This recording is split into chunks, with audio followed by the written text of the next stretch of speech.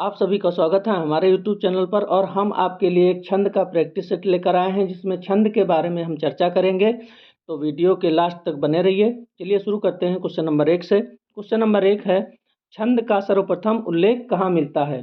छंद का सर्वप्रथम उल्लेख कहाँ मिलता है? तो इसका सही हो जाएगा ऋग्वेद। छंद का सर्वप्रथम उल्लेख ऋग्वेद में मिलता है। क्वेश्चन नंबर 2, कोई भी छंद किसमें विभक्त रहता है?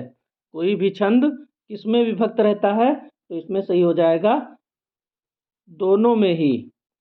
दोनों में ही, चरणों में भी होता है और यति में भी होता है, दोनों में ही होता है। तो क्वेश्चन नंबर 2 का सी आंसर सही हो जाएगा।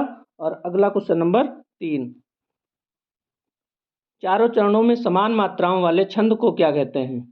चारों चरणों में समान मात्रा वाले छंद को क्या कहते हैं? तो इसमें क्या सही हो जाएगा? 3 का ए आंसर सही हो जाएगा, सममात्रिक छंद। सममात्रिक छंद सही हो जाएगा। क्वेश्चन नंबर 4, निम्नलिखित में सममात्रिक छंद का कौन सा उदाहरण है? सममात्रिक छंद का कौन सा उदाहरण है? तो इसमें क्या सही हो जाएगा? चौपाई। चौपाई में मात्राएं समान होती हैं, सममात्रिक छंद होता है। और अगला क्वेश्चन नंबर 5, नहीं पराग नहीं मधुर मधु, नहीं विकास यही काल, अली कली ही सो बिंदु, आगे कौन हवाल। प्रस्तुत पंक्तियों में कौन सा छंद है? तो इसमें कौन सा छंद हो जाएगा? तो इसमें छंद हो जाएगा दोहा। 5 का ए आंसर सही हो जाएगा। और अगला क्वेश्चन नंबर 6, शिल्पगत आधार पर दोहे से उल्टा छंद है। तो दोहे से उल्टा छंद कौन सा होता है? दोहे से उल्टा छंद होता है सोरठा। दोहे से उल्टा छंद सोरठा होता है।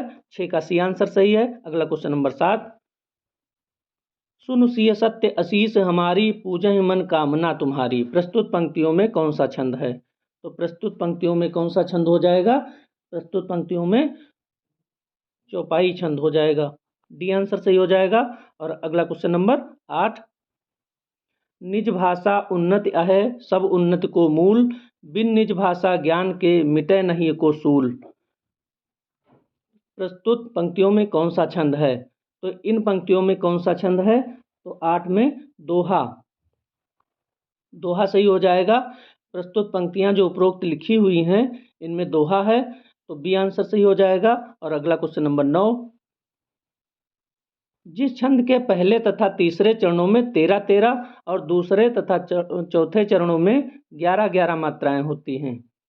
पहले में 13-13 मात्राएं और दूसरे में 11-11 मात्राएं, वह छंद कहलाता है। तो वह छंद कौन सा कहलाता है? वह छंद दोहा होता है। डी आंसर सही हो जाएगा। और सोरठा इसका बिल्कुल उल्टा होता है। उसमें पहले और तीसरे चरण में 11-11 मात्राएं और दूसरे तथा चौथे चरण में 13-13 मात्राएं होती हैं।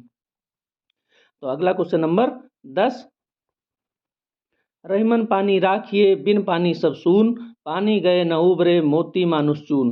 प्रस्तुत पंक्तियों में कौन सा छंद है? तो प्रस्तुत पंक्तियों में कौन सा छंद हो जाएगा? तो 10 का ए आंसर सही हो जाएगा, दोहा है। और अगला क्वेश्चन नंबर 11, किसको पुकारे यहाँ रोकर अरण्य बीच, चाहे जो करो शरण्य शरण तुम तिहारे हैं। प्रस्तुत पंक्तियों में कौन सा छंद है? तो इन पंक्तियों में कौन सा छंद हो जाएगा? तो इन पंक्तियों में घनाक्षरी हो जाएगा। डी आंसर सही हो जाएगा, 11 का डी आंसर। और अगला क्वेश्चन नंबर 12, अर्ध सम्मात्रिक जाति का छंद है। तो अर्ध सम्मात्रिक जाति का छंद कौन सा होता है? तो 12 में क्या सही हो जाएगा? दोहा। बी आंसर सही हो जाएगा। अगला क्वेश्चन नंबर 13, चौपाई के प्रत्येक चरण में मात्राएं होती हैं। तो चौपाई के प्रत्येक चरण में कितनी मात्राएं होती हैं? तो चौपाई के प्रत्येक चरण में 16-16 मात्राएं होती हैं और यह सममात्रिक छंद भी है। अगला क्वेश्चन नंबर 14, छंद कितने प्रकार के होते हैं? तो छंद कितने प्रकार के होते हैं? छंद 3 प्रकार के होते हैं। छंद 3 प्रकार के होते हैं। अगला क्वेश्चन नंबर 15, मूक होय वाचाल पंगु, चढ़ई गिरिवर गहन, जसु कृपा सो दयाल, द्रवहु सकल कलिमल दहन। प्रस्तुत पंक्तियों में कौन सा छंद है? तो इसमें कौन सा छंद हो जाएगा? तो 15 में कौन सा छंद हो जाएगा? सोरठा।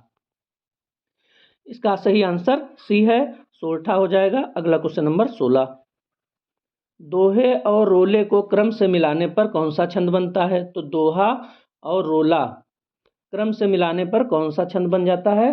तो 16 में क्या सही हो जाएगा? कुंडलिया। दोहा और रोला अगर क्रम से मिलाते हैं तो कुंडलिया हो जाता है। बी आंसर सही हो जाएगा। अगला क्वेश्चन नंबर 17। अवधि शिला का उर पर था गुरुभार, तिल तिल काट रही थी द्रग जलधार। प्रस्तुत पंक्तियों में कौन सा छंद है? तो इन पंक्तियों में कौन सा छंद हो जाएगा? तो बरवे। इसको हम बरवे कहते हैं। डी आंसर सही हो जाएगा। अगला क्वेश्चन नंबर 18। हम जो देख रहे हैं सुंदर है सत्य नहीं है। हम जो देख रहे हैं सुंदर है सत्य नहीं है। यह दृश्य जगत भासित है बिन कर्म शिवत्व नहीं है। उपर्युक्त काव्य पंक्तियों में कौन सा छंद है? तो इन पंक्तियों में कौन सा छंद है? 18 में देख लेते हैं क्या सही हो जाएगा।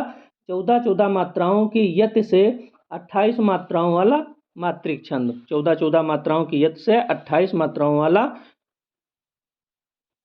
मात्रिक छंद। तो क्या सही हो जाएगा? ए आंसर सही हो जाएगा। अगला क्वेश्चन नंबर 19।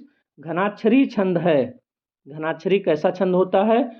19 में देख लेते हैं। तो घनाक्षरी कैसा छंद होता है? घनाक्षरी वर्णिक छंद होता है।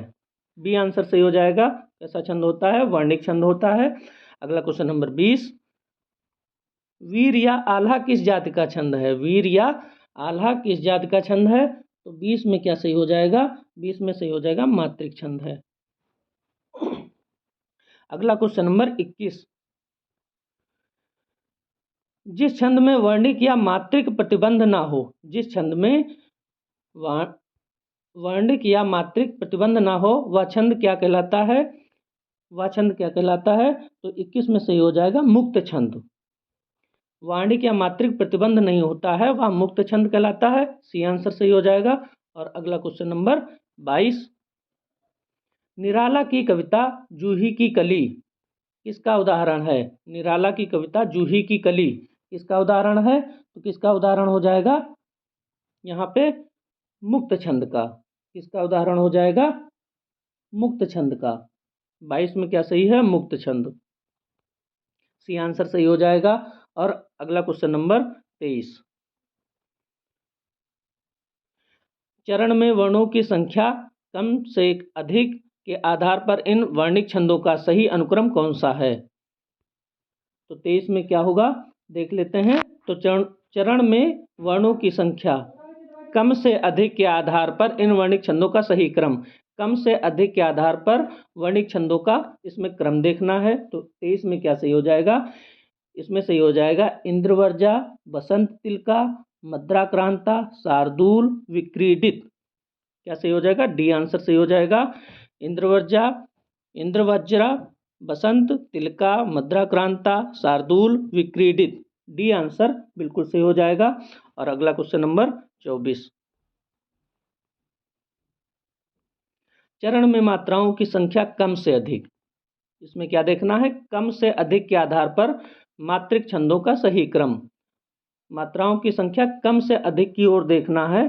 तो सही अनुक्रम क्या हो जाएगा 24 में?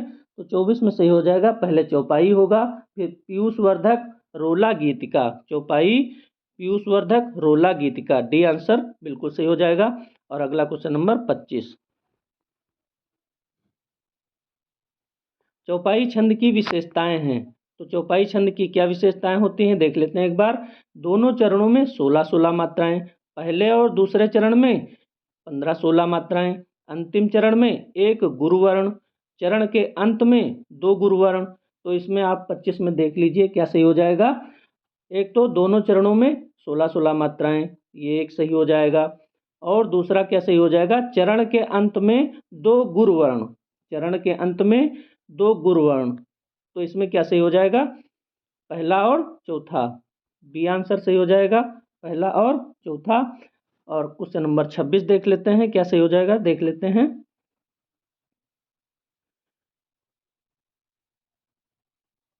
निम्नलिखित पंक्तियों को उनके छंदों के साथ सुमेलित कीजिए। तो इसमें सुमेलित करना है। जब मैं था तब हरि नहीं, अब हरि है मैं नाही। जब मैं था तब हरि नहीं, अब हरि है मैं नाही। दूसरा क्या है, राम को रूप निहारत जानकी, कंकन के नग की परछाहीं। और सी नंबर, जानत है वह सृजनहारा, जो कछु है मन मरम हमारा हमारा।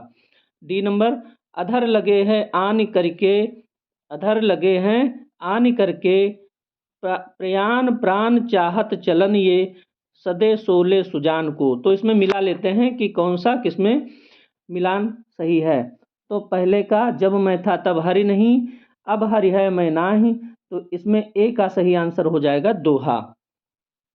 क्या सही हो जाएगा, इसमें दोहा, ये सही हो जाएगा। और बी, राम को रूप निहारत जानकी, कंकन के नग की परछाहीं, तो ये कौन सा सही हो जाएगा, ये हो जाएगा सवैया। ये आंसर मिल जाएगा दूसरे का, ये आंसर हो जाएगा। और अगला क्वेश्चन नंबर, ये सी नंबर देख लेते हैं। सी नंबर में, जानत है वह सृजनहारा, जो कछु है मन मरम हमारा।